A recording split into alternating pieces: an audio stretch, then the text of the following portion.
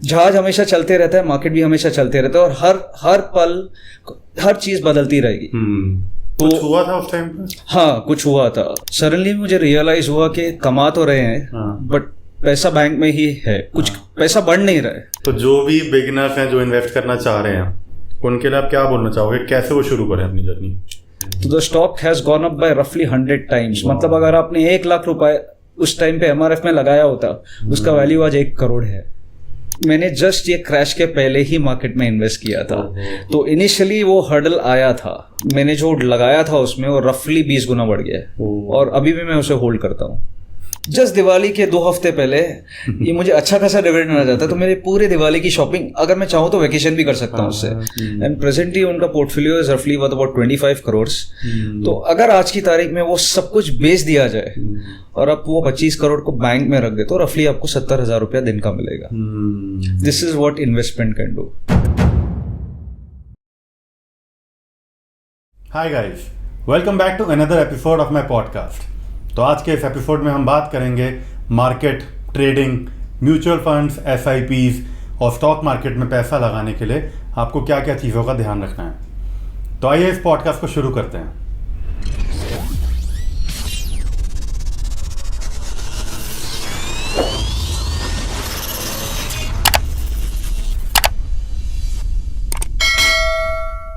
तो आज के जो मेरे गेस्ट हैं वो मर्चेंट नेवी में कैप्टन हैं, साइंस बैकग्राउंड से हैं लेकिन वो ट्रेडिंग करते हैं, जिन्होंने इन्वेस्टमेंट शुरू करी 2008 में, और वो मेरे जिम बडी हैं।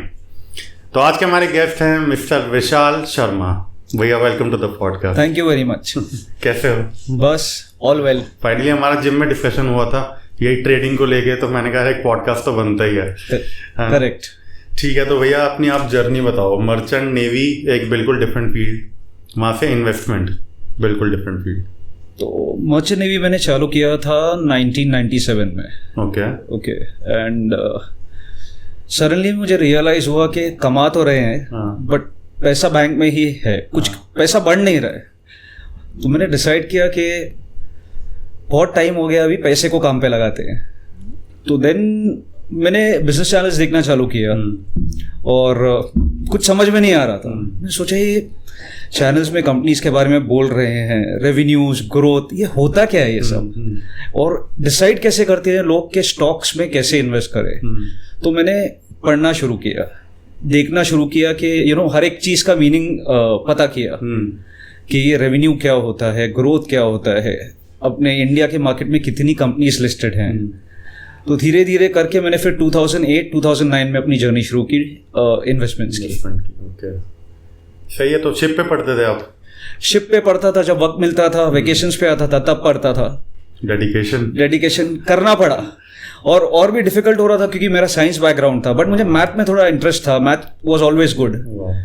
तो मैंने सोचा कि ये कॉमर्स में जरा घुस के देखे कि क्या है ये, और इट वाज आउटस्टैंडिंग के स्टोरी सुनी थी कि लोगों ने फॉर एग्जांपल इन्फोसिस में पैसा लगाया, जैसे MRF में पैसा लगाया और वो 100 गुना हो गया है, 200 गुना हो गया है। तो फिर लालच आया कि अब हमारा भी वक्त आ गया मार्केट में घुसने का। तो किसने इंस्पायर किया आपको? कोई बंदा था जिसने आपको थोड़ा गाइड करा? नहीं, नॉट रियली। मैंने बेबी स्टेप्स लिए इसमें। तो मैंने शुरुआत की पहले म्यूचुअल फंड से। अच्छा। यूजुअली बहुत सारे बिगनर्स जो होते हैं वो यूजुअली क्या करते हैं, सीधा स्टॉक मार्केट्स में घुस जाते हैं और वहीं से प्रॉब्लम होती है, मार्केट का कुछ नॉलेज नहीं होता। तो मैंने म्यूचुअल फंड्स के बारे में सुन रखा था, जहां there are a bundle of experts जो they are called fund managers, जो प्रॉपरली क्वालिफाइड हैं, IIM अहमदाबाद या IIM Calcutta, and they have a commerce background, या most of them are chartered accountants. तो ये आपका फंड हैंडल करते हैं and they are far more qualified. तो मैंने बोला शुरुआत में जरा उनके थ्रू करके देखते हैं। And markets were doing very well, India boom period में था वो टाइम पे। कौन सी ईयर की बात है ये? शुरुआत किया मैंने म्यूचुअल फंड्स में 2008 में। अच्छा। बट लेकिन उसके बाद प्रॉब्लम्स आई, सडनली मार्केट्स ग्लोबली क्रैश हो गए। ओके। तो कुछ हुआ था उस टाइम पे? हाँ, कुछ हुआ था। बेसिकली US के काफी मेजर बैंक्स थे जैसे लीमन ब्रदर्स, और ये सडनली ओवरनाइट इन्होंने बैंक्रप्सी डिक्लेयर कर दी। ओके। तो इससे क्या हुआ कि बहुत सारे जो फॉरेन इन्वेस्टर्स हैं, उन्होंने अपना पैसा इंडियन मार्केट्स में लगाया है, उनको वो निकालना पड़ा, बिकॉज US में जो उनको पैसा दे रहे थे इन्वेस्ट करने के लिए, उन्होंने अपने पैसे वापस मांगने शुरू कर दिए, तो ग्लोबली मार्केट्स टैंक होते गए थे। और मैंने जस्ट ये क्रैश के पहले ही मार्केट में इन्वेस्ट किया था, तो इनिशियली वो हर्डल आया था, तो journey was not easy investing in the markets, but then markets में बोलते हैं you always learn from your mistakes. तो स्टार्टिंग में आपने वो झटका देखा? झटका मैंने बहुत अच्छा हुआ कि शुरुआती mutual fund journey was fine, तो मैंने म्यूचुअल फंड्स को कुछ नहीं किया, उसको चलने दिया। अच्छा। क्योंकि वहां मुझे भरोसा था कि एक फंड मैनेजर है जो मेरे से फार क्वालिफाइड है, जो मेरा फंड हैंडल कर रहा है, तो मुझे उसमें कुछ दिक्कत नहीं आ रही थी। जब मैं घुसा और मैंने डाला, मुझे 6 महीने में ही झटका आ गया। इनफैक्ट मैंने जितने सारे स्टॉक्स लिए थे वो 70% 80% क्रैक हो गए थे अपने प्राइस से। That was a damage. मतलब सुबह क्या होता था, मार्केट खुलता था and there is something called as lower circuit, market 15-20 second में बंद हो जाता था, इतना बुरा हाल था सबका। प्लस साथ साथ में पॉलिटिकल इंस्टेबिलिटी भी थी वो टाइम पे, because Congress had tied up with CPIM, तो सीपीआईएम बार बार कांग्रेस को थ्रेट कर रही थी कि हम सपोर्ट विड्रॉ कर लेंगे, वो भी हुआ। Markets did not react well to that also.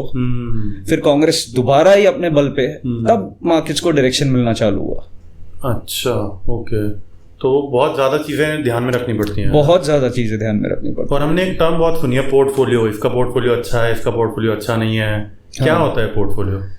Portfolio होता है, आप इट्स अ बास्केट। जैसे अगर आप एक ग्रोसरी स्टोर में चले गए जैसे, तो आपके बास्केट में आपने क्या डाला है और मैंने अपने बास्केट में क्या डाला है, तो जरूरी नहीं आपका बास्केट पूरा फ्रूट से भरा हो और शायद मेरा बास्केट पूरा ब्रेड, चीज और may be soft drinks. So it is a bunch of stocks which you have in your portfolio. तो आपका पोर्टफोलियो शायद अलग हो या मेरा पोर्टफोलियो अलग हो। तो portfolio basically is exact definition is the number of stocks और आपने किस किस स्टॉक में कितना इन्वेस्टमेंट करके रखा है, तो उसे पोर्टफोलियो बोला जाता है। ओके, ठीक है। एंड हमारी जिम में बहुत बार बात हुई है कि अभी सही टाइम है, इन्वेस्ट कर। करेक्ट। तो जो भी बिगिनर्स हैं जो इन्वेस्ट करना चाह रहे हैं, उनके लिए आप क्या बोलना चाहोगे, कैसे वो शुरू करें अपनी जर्नी? मोस्ट इंपॉर्टेंट है कि उनको रीड करना बहुत जरूरी है। मतलब as an investor you have to remember कि market is not something where you can become rich overnight. बहुत रेयर है ये। पेशेंस चाहिए आपको, पेशेंस रखना पड़ेगा, मार्केट में अपने स्टॉक को टाइम देना पड़ेगा। तो यू हैव टू एज्यूम कि आप वो स्टॉक के साथ फिलहाल शादी कर रहे हो। अगर आपकी कंपनी अच्छी है और उसके ग्रोथ प्रोस्पेक्ट्स अच्छे हैं और जैसे जो वो प्रोडक्ट बना रहा है अगर वो अच्छा है तो वो जरूर चलेगा। उसका एक बेहतरीन एग्जांपल है मारुति। सो 2008 में आई थिंक रफली Maruti was may be 1000 rupees और समथिंग, आज 14,000 रुपए पे ट्रेड कर पर share. Okay. Something like MRF जो इंडिया का सबसे महंगा स्टॉक है, 2008-9 के क्रैश में एमआरएफ का भाव लगभग 1600 रुपए पे आ गया था। ओके। मुझे याद है क्योंकि मैंने उस टाइम पे खरीदा था। अच्छा। बट मैंने वो पूरी जर्नी राइड नहीं की। मैंने एमआरएफ थोड़े गेन्स के साथ निकाल दिया, बट प्रेजेंटली एमआरएफ का वैल्यू लगभग 1,30,000 है। तो the stock has gone up by रफली 100 टाइम्स। मतलब अगर आपने 1 लाख रुपए उस टाइम पे एमआरएफ में लगाया होता, उसका वैल्यू आज 1 करोड़ है 15 साल में रफली। 14 से 15 साल में। ओके। और जैसे हमारी बात हुई थी, आपने कहा था कि प्रोसीजर ये होता है कि पहले एक डीमैट अकाउंट खोलना होता है। करेक्ट। देन एग्जैक्टली क्या प्रोसीजर होता है, अगर आप एक्सप्लेन कर पाओ तो मेन है कि आपको समझना पड़ेगा कि अगर आप कैश आता है आपके पास, तो कैश के लिए आप एक बैंक अकाउंट में रखते हो। करेक्ट। पर स्टॉक्स है ऐसी चीज के जो आपके बैंक अकाउंट में नहीं आ सकती है। तो स्टॉक्स के लिए एक पर्टिकुलर अकाउंट होता है जिसको डीमैट अकाउंट बोला जाता है। तो कैश आपके अकाउंट से निकलता है। आप कोई भी ब्रोकरेज फर्म के थ्रू जब आप स्टॉक खरीदते हो तो कैश एक साइड से निकल जाता है और शेयर्स आपके अकाउंट में डिजिटल फॉर्म में आते हैं। Since we are in digital India right now, तो स्टॉक्स आपके अकाउंट में डिजिटल फॉर्म में आने के लिए आपके लिए एक डीमैट अकाउंट होना बहुत जरूरी है। पुराने जमाने में जब ट्रेड होता था तो आपको एक पेपर फॉर्मेट मिलता था स्टॉक्स का, बट वो पेपर फॉर्मेट हमारी सरकार ने काफी टाइम से बंद कर दिया है। तो प्रेजेंटली डीमैट फॉर्म बहुत जरूरी है।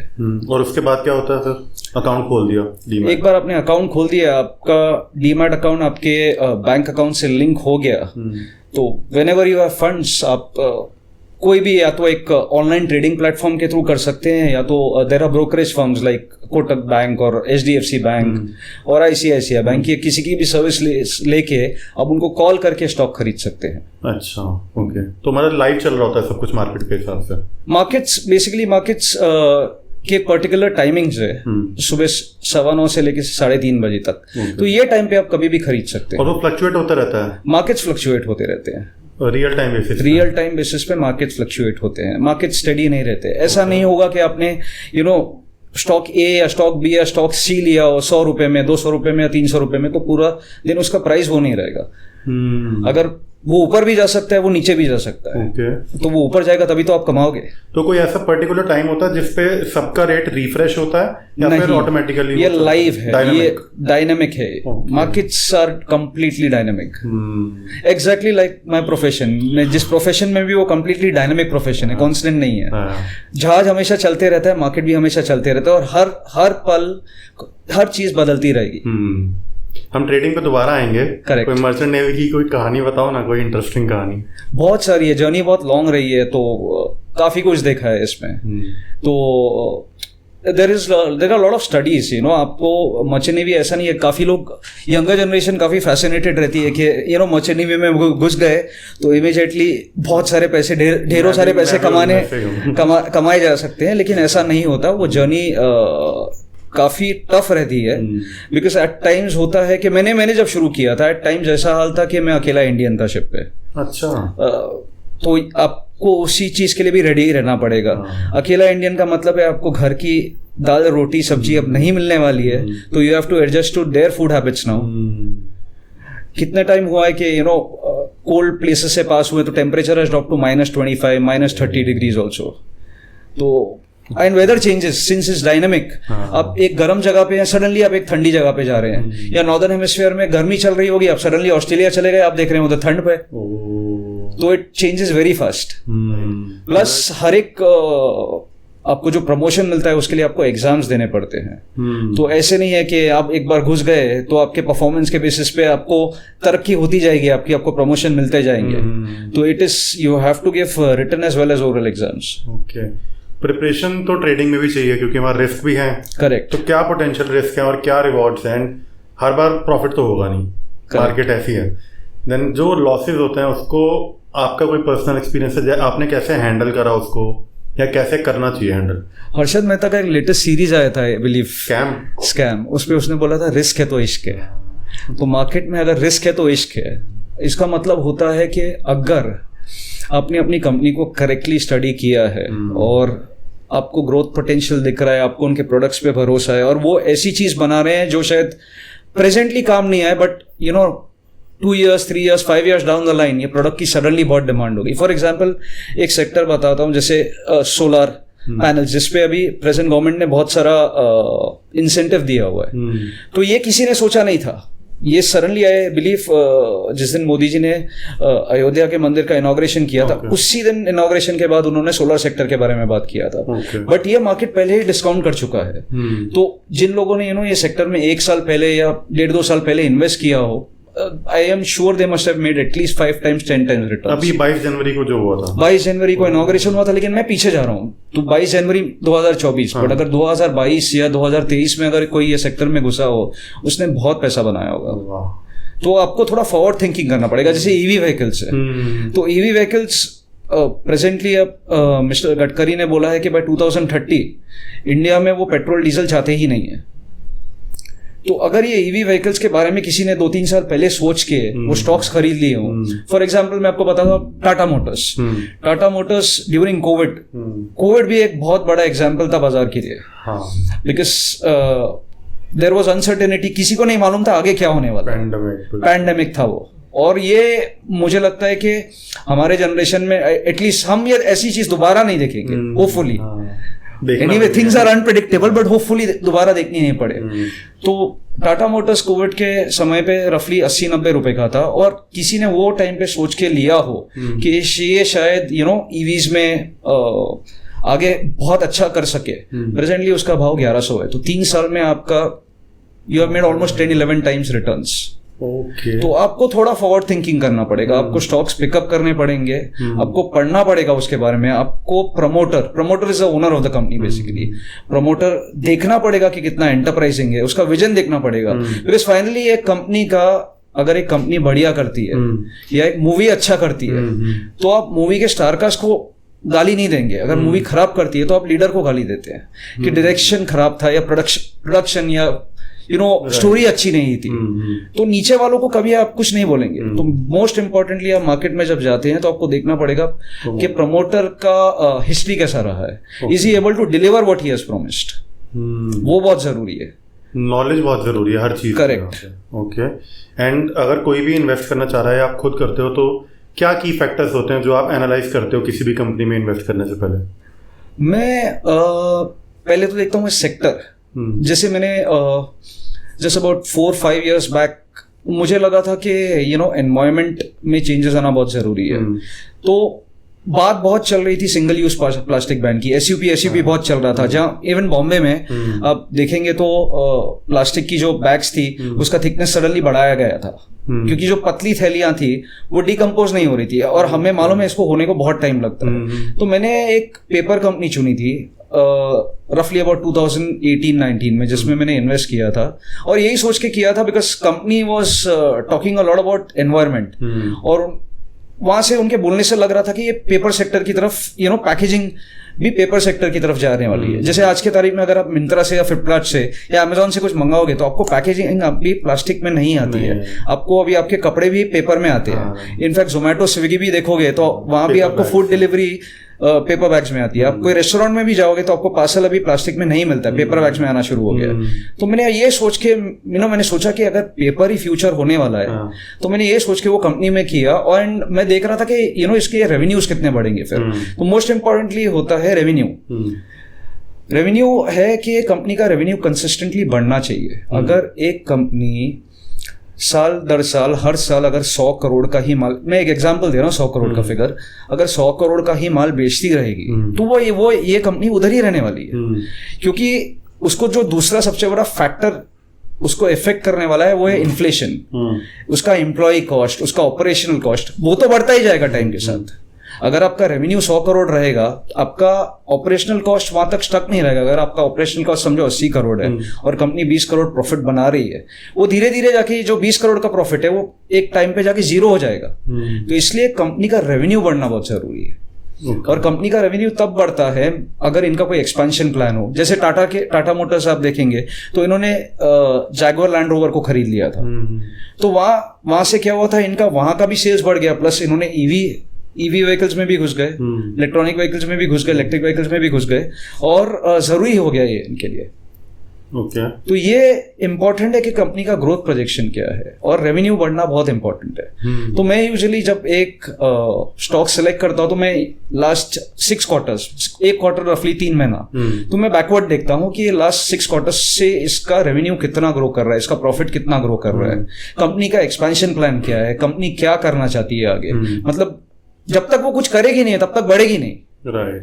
जब टाटास भी आया था, I think they initially begin with steel, बाद में आप देखो टाटा कॉफी, स्टारबक्स इनका है आज, फिर वेस्ट साइड इनका है, जूडियो इनका है, फिर मोटर्स में आ गए, मोटर्स तो अलग है, बसेस भी में ही आ गए। तो कंपनी को एक मल्टीपल चीजें होनी चाहिए बेचने के लिए। अगर एक सिंगल प्रोडक्ट भी बेच रहे हैं तो उसमें क्या है, स्पेशली क्या इनोवेटिव कर रहे हैं, वो जानना बहुत जरूरी है। ओके।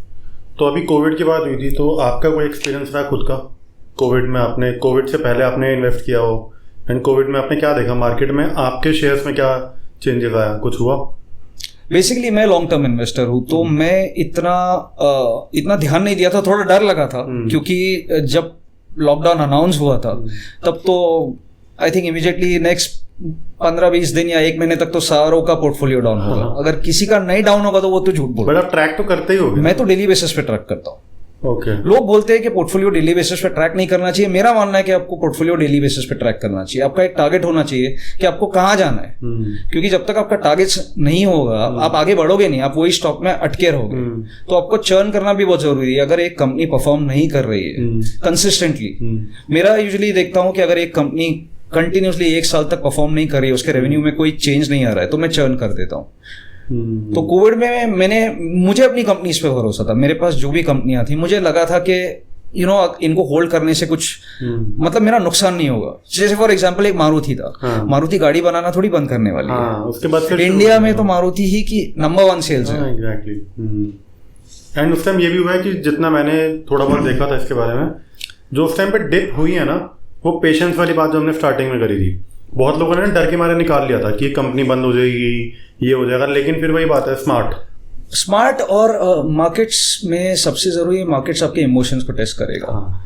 तो आप कितना अपने इमोशंस पे कंट्रोल रख सकते हैं, बिकॉज जब मैंने अपनी इन्वेस्टमेंट जर्नी चालू की थी वो टाइम पे आई बिलीव ट्विटर इतना एक्टिव नहीं था, सोशल मीडिया इतना ये स्केल पे इतना एक्टिव नहीं हुआ था। आजकल तो काफी लोग यूट्यूब पे वीडियोस बना के डाल रहे हैं, ट्विटर में तो इतना, मैं उसको ट्विटर यूनिवर्सिटी बोलता हूँ इन स्लैंग, बिकॉज पब्लिक इतना कुछ डाल देती है मार्केट के बारे में कि ऐसे लगता है नेक्स्ट नॉस्ट्रेडामस यही है, इनके पास ही जाना चाहिए हमको सीखने के लिए। बट अगर ये सब पढ़ के अगर आप अपने स्टॉक्स पे रिएक्ट करना चालू कर देंगे तो you will not be able to make money. Being a beginner किसको रीच आउट करूं? आपने बोला स्टार्टिंग में मार्केट पढ़नी आनी चाहिए, करेक्ट, तो क्या पढ़ना आना चाहिए? There are lot of articles on this, there are lot of online platforms like you can go on to Moneycontrol या ब्लूमबर्ग, और बिजनेस चैनल्स देखिए, बिजनेस चैनल्स में आपको काफी इंफॉर्मेशन मिल जाएगी मार्केट्स के बारे में, पर्टिकुलर स्टॉक्स के बारे में।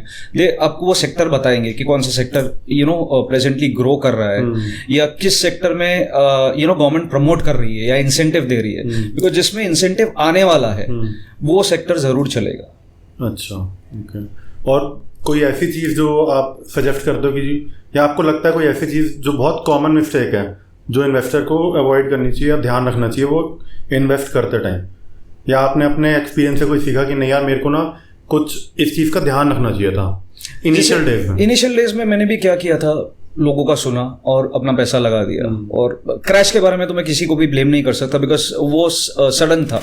जो लेमन ब्रदर्स का क्रैश था सडन था, बट वो कंपनीज को रिवाइव होने में टाइम लगा। बेसिकली मार्केट क्रैश जब होता है तो बोला जाता है कि अगर आपकी कंपनी स्ट्रांग है तो स्ट्रांगर कंपनी है ना, वो सबसे पहले टर्न अराउंड करेंगी, मतलब आपका भाव आ जाएगा। लेकिन अगर आपकी कंपनी वीक है तो बहुत वक्त लगेगा उसको, या शायद कभी भी वापस नहीं आए, वो झटका वो झेल नहीं पाएगी। तो ये मैंने भी मिस्टेक की थी। तो सबसे इंपॉर्टेंट एडवाइस है कि लोगों का सुनो लेकिन करो अपनी, मतलब किसी के एडवाइस पे आप स्टॉक ना लो, सबसे इंपॉर्टेंट है। भले वो एडवाइस मैं क्यों ना दूं, बट आप पढ़ो, क्योंकि पैसा आपका है। आपको कंपनी के बारे में जानना बहुत जरूरी है। ओके। एंड हमारी जिम में बहुत बात हुई है, बहुत आपने एग्जांपल्स दिए हैं जिससे मेरे को बहुत घबराहट हुई है सुन के कि इसने इतने का शेयर खरीदा था, आज के टाइम पे ये इतना कमा रहा है, इसका इतना टर्नओवर है।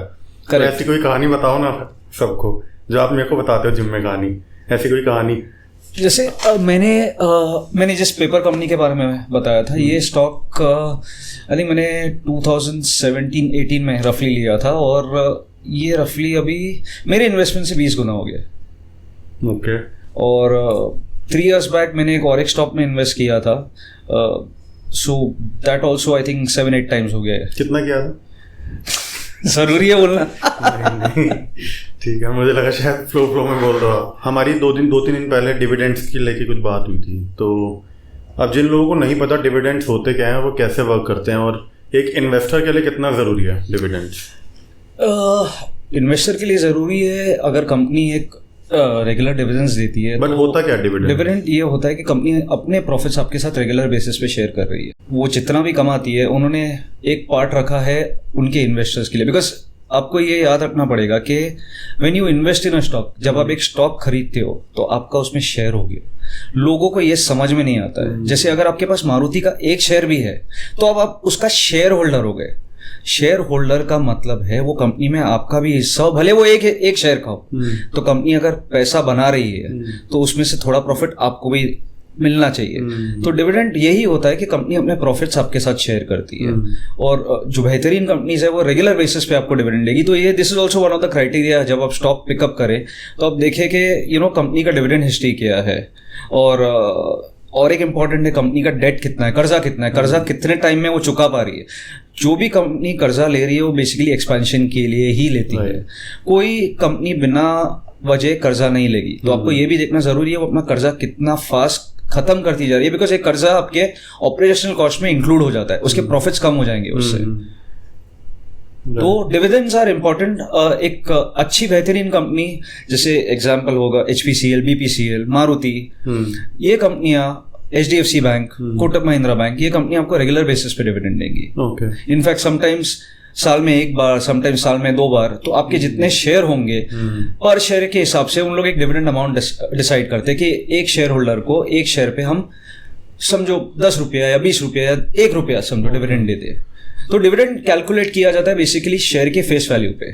तो हर एक शेयर का एक फेस वैल्यू होता है। तो उसके बेसिस पे टिपिकली जनरली मैंने देखा है ट्रेंड है कि फेस वैल्यू रफली 10 रुपया होता है। तो 10 रुपए के बेसिस पे कंपनी बोलेगी कि आपको 20% of the face value, 20% of the face value मतलब आपको 10 रुपए के ऊपर 20%, 2 रुपया पर शेयर डिविडेंड मिलेगा। तो कोई कंपनीज ये साल में 2 बार भी करती है, कोई 1 बार करती है, कोई शायद देती ही नहीं है। तो that is also one of the criteria. और वो पता कैसे चलता है कि ये डिविडेंड्स देते हैं या नहीं देते हैं? ये आप 2 साइट्स हैं जो मैं जनरली फॉलो करता हूँ, और my third site which I follow is screener.in। अच्छा। तो स्क्रीनर पे बेसिकली आपको कंपनीज का थोड़ा आइडिया मिल जाता है। आप अपने सर्च में कंपनी का नाम डाल दीजिए तो कंपनीज के प्रोज एंड कॉन्स आपको मिल जाएंगे। बट उसके बाद मैं क्या करता हूँ, मैं कंपनी के वेबसाइट पे जाके देखता हूँ कि इनके ऑर्डर्स क्या है, मतलब ये बनाते क्या है। क्योंकि स्क्रीनर एक ऐसा है कि आपको एक हल्का सा जिस्ट दे देगा ये कंपनी करती क्या है, बट आपको थोड़ा कंपनी के बारे में जानने के लिए उसके बारे में पढ़ना पड़ेगा। और आज के तारीख में तो गूगल अवेलेबल है, आप कुछ भी टाइप करो आपको सारी कुंडली मिल जाएगी कंपनी की। तो स्क्रीनर इंपॉर्टेंट है। दूसरा, आपको कंपनीज का डिविडेंड हिस्ट्री देखना है तो आपको स्क्रीनर पे मिल जाएगा। NSE की वेबसाइट है, नेशनल स्टॉक एक्सचेंज की, आप उस पर डालिए। BSE, बॉम्बे स्टॉक एक्सचेंज की वेबसाइट है, उस पर डालिए, आपको हिस्ट्री मिल जाएगी। पूरा चिट्ठा मिल जाएगा। पूरा चिट्ठा मिल जाएगा कि कंपनी ने कब किस दिन को डिविडेंड दिया है और कितने रुपए दिए हैं। अच्छा। और उनका पूरा आपको जितना आपको पिछले 10 साल का भी प्रॉफिट रिकॉर्ड देखना है इनका, कि कैसे इन्होंने इनका सेल्स क्या रहा है, ग्रोथ क्या रहा है, कितना प्रॉफिट बनाया है इन्होंने और ये कैसे ग्रो कर रहे हैं। तो वो भी आपको मिल जाएगा। आई नो समबडी जिन्होंने कोविड में जस्ट बिफोर कोविड और may be during the lockdown उन्होंने रफली 50 lakhs to 1 crore लगाया था। And luckily all his companies have done very well and presently उनका portfolio is roughly worth about 25 crores। तो अगर आज की तारीख में वो सब कुछ बेच दिया जाए और आप वो 25 करोड़ को बैंक में रख दे तो रफली आपको 70,000 रुपया दिन का मिलेगा। This is what investment can do. That is why investment is बहुत वेरी वेरी इंपॉर्टेंट। भैया ने बोला कि 70,000 रुपये दिन का मिलेगा और अगर तुम नहाने जा रहे हो, जिम जा रहे हो, तब भी तुम्हारे पास पैसा आ रहा है। अभी मैंने इसको डिवाइड बाय 24 तो किया ही नहीं। हाँ, वही तो 10 घंटे तो आप सो रहे हैं। सोते सोते कमा रहे हो तो रफली आपको 3,000 रुपीज पर आवर मिल रहा है। वाह। तो मतलब 10 घंटे आप सो रहे हो तो उसमें भी 30,000 आपके अकाउंट में आते जाएगा। ठीक है। एंड थोड़ी बात कोविड की हुई थी एंड अभी रिसेंटली हमने वॉर भी देखी है। करेक्ट। देन वॉर का या कोई भी जियोपॉलिटिकल इवेंट होता है उसका क्या इम्पैक्ट होता है मार्केट के ऊपर? मार्केट्स इनिशियली रिएक्ट करते हैं बेसिकली। इंडिया कितने टाइम बाद जाके आपको लगता है थोड़ा स्टेबल हो जाता है? इंडिया का मार्केट भी रिएक्ट करता है, ग्लोबली भी सब मार्केट्स रिएक्ट करते हैं। बेसिकली ये एक इनिशियली आई कुड से कि वीकर हार्ट्स गेट आउट, जिनके दिल कमजोर होते हैं ना वो निकल जाते हैं। एज लॉन्ग एज एक जियोपॉलिटिकल इवेंट जैसे शुरुआत हुई थी रशिया यूक्रेन से, उसके बाद नेक्स्ट हुआ था इजराइल का वॉर पालस्तीन के साथ, and of late just recently Iran ने इजराइल पे अटैक किया। As long as I feel के हमारी कंपनीज का एक्सपोजर ये कंट्रीज में नहीं है या जियोपॉलिटिकली हम इनसे ज़्यादा कनेक्टेड नहीं है, हमें हमारी जो कंपनीज हैं इंडिया के स्टॉक मार्केट्स में जो लिस्टेड हैं उनका ज़्यादा एक्सपोजर नहीं है, इन लोगों को हमको ज़्यादा इफेक्ट नहीं करना चाहिए। And Indian markets are in a stage now where the number of people जो भी लोग इन्वेस्ट करते जा रहे हैं वो बस हर क्वार्टरली डेटा आता है एक कि हर क्वार्टर में कितने डीमैट अकाउंट्स रजिस्टर हुए हैं, ये हर क्वार्टर में बढ़ ही रहे हैं बस। For example I think last quarter में ये फिगर रफली 1.5 करोड़ से बढ़ गया था। हमारी 150 नए इन्वेस्टर्स आ रहे हैं। And I am very very pleased to see के जिम में काफी बच्चे भी आते हैं जो 12th में हैं, वो भी ट्रेड कर रहे हैं and they understand what they are doing. And in fact उससे भी बेटर है कि आई वाज वेरी इम्प्रेस्ड। मैं अपने बच्चे को पिकअप करने गया था एंड क्रिकेट के लिए, और उसके साथ एक बच्चा खेल रहा था, आई थिंक वो 9th में होगा, तो 9th में रफली 14 ईयर्स का। तो उसके पेरेंट्स ने बहुत अच्छा कॉन्सेप्ट किया है कि उसको बोला है कि भाई तू इतना ले ले, मार्केट में लगा, उसको बोला कि मार्केट सीख, तुझे पॉकेट मनी नहीं मिलेगा। अब ये जो दिया गया है ना, तो उससे ही कमा के अपना पॉकेट मनी चलाएगा। आई am very Impress with this culture. तो बच्चे को इतने छोटे एज में आप समझ रहे कि इंडिया के जो पेरेंट्स है, अगर ये एज में मार्केट्स के बारे में सिखाना शुरू कर दे, और प्रेजेंटली हमारा मार्केट एक्सपोजर है रफली 150 करोड़ की आबादी में सिर्फ आई थिंक 15 या मैक्सिमम 20 करोड़ लोगों ने इन्वेस्ट किया है। अगर ये फिगर अगर आधा भी हो जाए अपनी आबादी को, हम कहाँ जाएंगे ये किसी को आइडिया नहीं है। Indian markets are supposed to grow because हमारी कंट्री का एक डायनामिक है कि हमारी आबादी बहुत बड़ी है, तो हमारा खुद का कंजम्पशन इतना ज्यादा है कि हमारे आपस हमारे कंट्री में जो ट्रेड हो रहा है उससे ही हम काफी रिलाय कर सकते हैं। ओके, एंड कोई ऐसी कंपनी रही है जिसमें, या आपका कोई ऐसा एक्सपीरियंस जो आप रिग्रेट करते हो कि यार मेरे को उसमें नहीं लगाना चाहिए था? यस, मैंने आपको बताया था ना, मैंने किसी का सुन के लगाया था, और ये मेरी मार्केट की इनिशियल जर्नी थी। तो I was very naive and immature, तो जो कोई बोलता था मैं लगा देता था, बिकॉज मार्केट आपको अपनी तरफ खींचेगा। तो इनिशियली आपका प्रॉफिट होगा। ये कैसे होता है मुझे आज तक समझ में नहीं आया। ये मार्केट किसी ना किसी तरह से आपको खींचेगा। तो आप इनिशियली जो फर्स्ट ट्रेड करोगे उसमें आपका बहुत अच्छा प्रॉफिट होगा। तो आप क्या करोगे? अभी आपने बोला कि मैंने पहले ट्रेड में तो 10,000 लगाया, अभी मेरे 10 का 15 हो गया शॉर्ट स्पैन ऑफ टाइम में, अभी मैं 10 तो नहीं 50 लगा देता हूँ। तो मैंने वही किया था, मैंने 50 लगा दिया, और मैंने वो स्टॉक खरीदा था, मैं उसका नाम डिस्क्लोज नहीं करूंगा, मैंने वो स्टॉक खरीदा था 54 रुपीज पे, और उसकी आज की प्राइस है 25 पैसे। तो आपने निकाला फिर? अभी ये भाव में बेच के तो मेरी एक कॉफी भी नहीं आएगी। क्या करूंगा बेच के? रहने दिया, कुछ मतलब ही नहीं है बेच के। बट कुछ वो ग्राफ रहा होगा ना नीचे आने का। तो क्या होता है बेसिकली, आपको स्टॉक्स में और एक ध्यान रखना पड़ेगा कि जब स्टॉक्स हैं, there something called a circuit. मतलब स्टॉक एक पर्टिकुलर लेवल के ऊपर दिन में बढ़ना नहीं चाहिए। ये हमारी गवर्नमेंट ने बेसिकली सेबी ने इम्प्लीमेंट किया है ताकि लोगों का पैसा डूबे नहीं। तो ये स्टॉक जब मैंने खरीदा और इनिशियली ऊपर गया, उसके बाद ये कंटिन्यूसली नीचे आते गया, मैं बेच ही नहीं पाया। ये रफली 3 महीने में 50 रुपए से 25 पैसे पे आ गया, मैं कुछ नहीं कर पाया। एक उम्मीद रहती है ना कि शायद कल बढ़ जाए, वही उम्मीद तो आपको धोखा देगी। और ऐसे स्टेज में आपको एक चीज ध्यान रखनी है कि आपका स्टॉक कंटिन्यूसली टैंक हो रहा है विदाउट एनी न्यूज, या टैंक हो रहा है मतलब टैंक हो रहा है मार्केट तक के टर्म्स में इसको टैंक बोला जाता है। टैंक मतलब कंटिन्यूसली अगर नीचे गिर रहा है। अच्छा। तो आपको वो टाइम पे और एक्स्ट्रा पैसा डाल के वो स्टॉक नहीं खरीदना चाहिए। हाँ, बहुत लोग करते हैं ना कि बहुत लोग करते हैं कि चलो आज मुझे चॉकलेट मिल रही है 10 रुपए की, कल इसका भाव हो गया 5 रुपया, तो अभी मैं 5 रुपए की 2 चॉकलेट ले लूं। अब परसों उसका भाव हो गया 1 रुपया, चलो मैं भाई 10 रुपया और डालता हूँ, 1 रुपये से मुझे 10 चॉकलेट और मिल जाएंगी। ये कभी नहीं करना चाहिए, क्योंकि यही चॉकलेट का एक टाइम पे प्राइस 10 रुपया था। तो कुछ तो कारण है ना 10 रुपये से 1 रुपये पे आया है। लेकिन काफी लोगों को समझ में नहीं आता है। तो अपने स्टॉक से प्यार मत करो। जब आपको लग रहा है कि यह परफॉर्म नहीं कर रहा है, you leave it, take it as like a relationship। Relationship में आपको जब लगे कि आपका पार्टनर आपको वो नहीं दे रहे जितना आप दे रहे हो, तो आप निकल जाइए। Don't get emotionally involve. मैंने इसलिए आपको स्टार्ट में बोला, मार्केट्स आपको इमोशनली टेस्ट करेगा। जैसे आई डोंट नो कितने लोगों के पास है, अगर MRF काफी लोगों ने तो जो 1980s 1990s से जिसने खरीद के रखा हुआ है वो तो मल्टी मिलियनर हो गया होगा अभी, बिकॉज उस समय पे तो स्टॉक की वैल्यू 1 रुपए थी और आज वही चीज 1,35,000 की। आप समझ रहे हैं।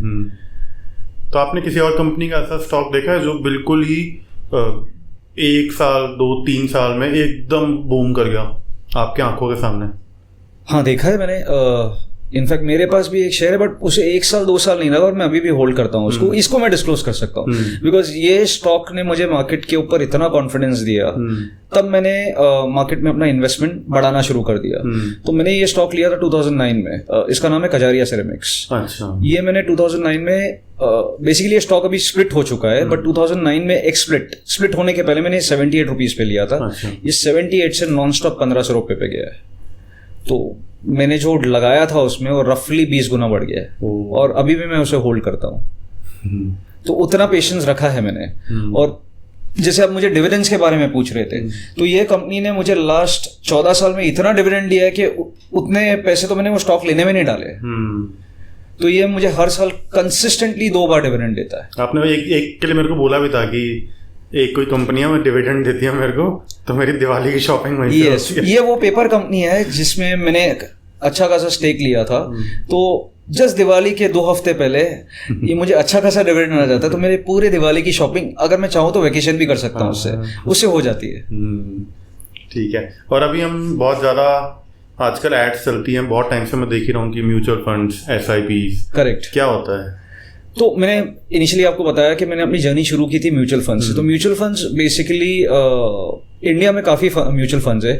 तो म्यूचुअल फंड्स के हर एक फंड का एक फंड मैनेजर होता है और ये एक्सट्रीमली क्वालिफाइड होता है। मतलब ये रफली एक पर्टिकुलर फंड मैनेजर बोला जाए तो रफली 1000 करोड़ से लेके 10,000 करोड़ 15,000 करोड़ तक का संभालता है। तो ये इसमें आपके पास 2 ऑप्शन रहते हैं, या आपके पास पैसा लमसम आए तो आप लमसम कोई म्यूचुअल फंड में लगा दो स्टडी करके। और म्यूचुअल फंड में कैटेगरीज होती है, बहुत सारी कैटेगरीज होती है। For example to name a few, large cap funds है। लार्ज कैप फंड्स मतलब जो बड़ी बड़ी कंपनियों में पैसा लगाते हैं। मिड कैप फंड्स है, फिर स्मॉल कैप फंड्स है। तो ये 3 टाइप के फंड्स है, plus other than that there are lot of other categories. तो ये एक्सपर्ट होता है जो आपके भी पैसा लगाएगा और वो चर्न करते रहता है पैसा, ताकि वो आपको कंसिस्टेंटली रिटर्न्स दे सके। और इसमें I believe to be very conservative, आपको अगर 12% रिटर्न मिल रहा है, इट इज एक्सीलेंट।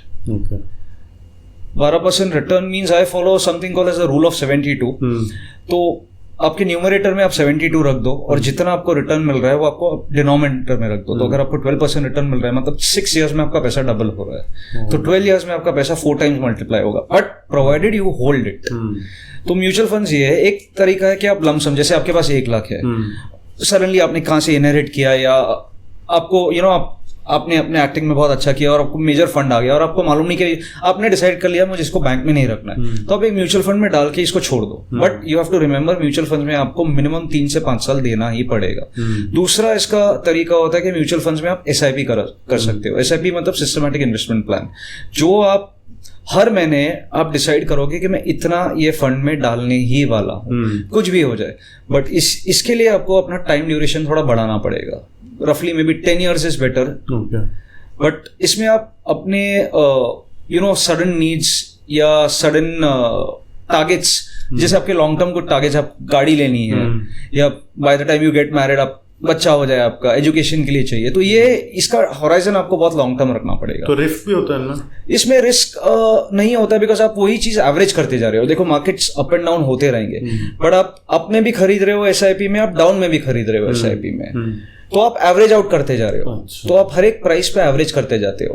तो अल्टीमेटली तो मार्केट ऊपर ही जाना है। एक मार्केट का नीचे गिरने का मुझे कंसिस्टेंटली कोई कारण नहीं लग रहा है, अनलेस एंड अनटिल कोई न्यूक्लियर वॉर हो जाए, जो मुझे बहुत डाउटफुल लग रहा है, या इंडिया के साथ कोई कंट्री का वॉर हो जाए, then it can affect the markets. But yes, markets, आपने मुझे पहले भी पूछा था कि मार्केट्स जियोपॉलिटिकल रीजन से गिर सकते हैं। यस, गिर सकते हैं। तो ये भी अफेक्ट होते हैं म्यूचुअल फंड्स और SIP? हाँ, ये अफेक्ट होते हैं, बिकॉज इन्होंने स्टॉक में इन्वेस्ट किया होता है। अच्छा। तो जैसे एक म्यूचुअल फंड का भी एक पोर्टफोलियो होता है। First question was what is a portfolio. तो म्यूचुअल फंड्स का एक पोर्टफोलियो होता है। तो उन्होंने आपके पैसे, मेरे पैसे और 10 आदमियों के पैसे या 100 आदमियों के पैसे लेके इन्होंने 10 स्टॉक्स खरीदे होते हैं। तो ये जब जियोपॉलिटिकल इवेंट होगा या कुछ मार्केट क्रैश होगा तो सारे 10 शेयर्स के प्राइस गिरेंगे। तो जब शेयर्स के प्राइस गिरेंगे तो ये फंड का एक वैल्यू होता है, उसको बोलते हैं नेट एसेट वैल्यू, NAV। तो उसका भी प्राइस गिरेगा, उसका प्राइस बढ़ेगा, लेकिन जब जैसे जैसे स्टॉक्स के प्राइस बढ़ते जाए। ओके, ठीक है। तो अभी हम शुरू करते हैं रैपिड फायर। ओके, ठीक है, पी लो कॉफी। तो रैपिड फायर का पहला सवाल, डिप्लोमेटिक होए बिना, कि कोई ऐसा स्टॉक या कंपनी जिसने आपको सबसे ज्यादा प्रॉफिट दिया। नाम कंपनी का? कजारिया सिरेमिक्स। कजारिया सिरेमिक्स, वही टाइल्स वाले ना? टाइल्स वाले, जिसका present I think brand ambassador Akshay Kumar है। हाँ, राइट, ठीक है। और ऐसी कंपनी जिसमें आपको इन्वेस्ट नहीं करना चाहिए था, नाम? उसका नाम मैं डिस्क्लोज नहीं कर सकता, मैंने जिसका नहीं, फॉर्चुनेटली मेरी सारी कंपनीज ने मुझे रिवॉर्ड किया है। तो I have not been really wrong in picking up my companies. Initially yes, कोई कंपनीज ने डिसअपॉइंट किया था, बट उस टाइम ग्लोबल क्रैश हुआ कहीं कहीं से आपको कोई मेजर लॉस हुआ हो उसके अलावा, उस कंपनी के अलावा? नहीं, so far my journey has been good by the grace of God. ठीक है, अगर आपको 3 तरह की मार्केट्स में, 4 तरह की मार्केट्स में अगर आपको एक चूज करना हो, आंसर मेरे को पता है but still, commodity, derivative, intraday या long term? Long term, undoubtedly. ये बीच में आया भी था। पैसा लॉन्ग टर्म में ही बनेगा। भैया ने मेरे को ये बात पहले बोली थी एक बार जिम में कि ये सब मत करियो, इंट्राडे वाला मत करियो, करना है तो लॉन्ग टर्म करियो, नहीं तो मत ही करियो। फिर कह रहे पेशेंस बहुत जरूरी है।